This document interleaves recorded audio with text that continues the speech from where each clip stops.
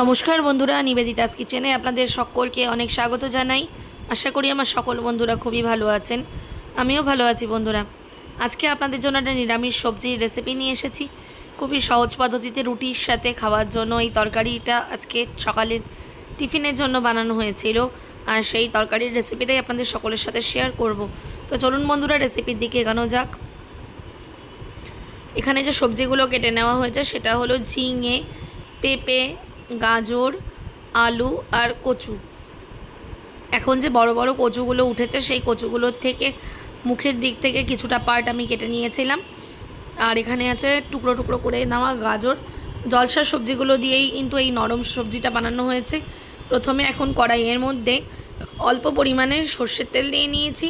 সর্ষের তেলটা গরম করে এর মধ্যে দিয়ে নিয়েছি একটা ফাটিয়ে রাখা শুকনো লঙ্কা, আর দেবো 1 চামচ পরিমাণে 5 ফোড়ন। শুকনো লঙ্কার 5 ফোড়নটা খুব ভালো করে ফুটে উঠলে এর মধ্যে দিয়ে নেব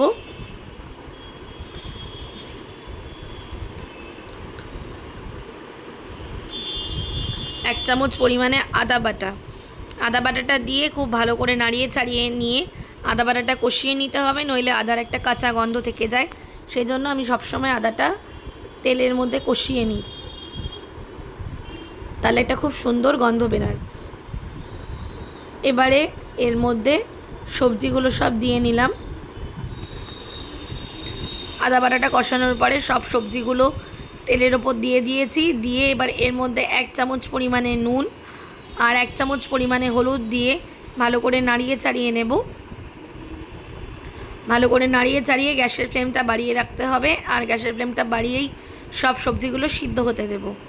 যেহেতু নরম সবজি, সেই সবজিগুলো থেকে কিন্তু জল অলরেডি বেরাবে, সেই জন্য গ্যাসের ফ্লেমটা বাড়িয়েই রাখতে হবে।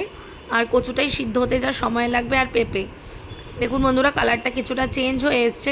আবারও নাড়িয়ে চাড়িয়ে নেব যতক্ষণ না পর্যন্ত তেলটা বেরিয়ে আসছে। যেহেতু অল্প তেল দিয়েছি সেহেতু খুব বেশি পরিমাণে তেল বেরাবে না, কিন্তু আপনি বুঝতেই পারবেন যখন সবজি কষানো হয়ে যায় সবজিগুলো অনেকটা নরম হয়ে আসবে আর সবজির পরিমাণটা কিছুটা কমে যাবে। যারা বিগিনার্স আছেন তাদের জন্য আমি এই কথাটা বলে দিলাম। আবারও ঢাকা চাপা দিয়ে বেশ কিছুক্ষণ নাড়িয়ে চাড়িয়ে নিতে হবে। সবজিটা সিদ্ধ হওয়া পর্যন্ত খুব ভালো করে নাড়িয়ে চাড়িয়ে সবজিটা কষিয়ে নিতে হবে। দেখুন বন্ধুরা, জল প্রায় শুকিয়ে এসছে আর সবজিটা আমার অর্ধেক সেদ্ধ হয়ে গেছে। সবজিটা কিন্তু আগে থেকে অনেকটা কমে এসছে। সবজির নিজস্ব জল থেকেই সবজিগুলো প্রায় সেদ্ধ হয়ে এসছে। এখন আমি সবজিটা কিছুটা হালকা ঝোলঝোল করব বলে কিছুটা পরিমাণে জল দিয়ে নিয়েছি। জল দিয়ে এবার টকবক করে ফুটতে দেব। এখন এর মধ্যে আমি 2টো কাঁচা লঙ্কা ফাটিয়ে দিয়ে নিলাম, কারণ যেহেতু লঙ্কার গুঁড়ো পড়ছে না সেহেতু কাঁচা লঙ্কা দিয়েই সবজিটা রান্না হচ্ছে। আর এর মধ্যে দিয়ে নিলাম 1 চামচ পরিমাণে চিনি। যেহেতু নিরামিষ সবজি, একটু চিনি না দিলে সবজিটা পানসা লাগবে। এবার ঢাকা দিয়ে 10 থেকে 12 মিনিট আমি গ্যাসটা বাড়িয়ে দিয়ে সবজিটা সিদ্ধ হতে দেব, তাতে সবজিটা গা মাখা হবে।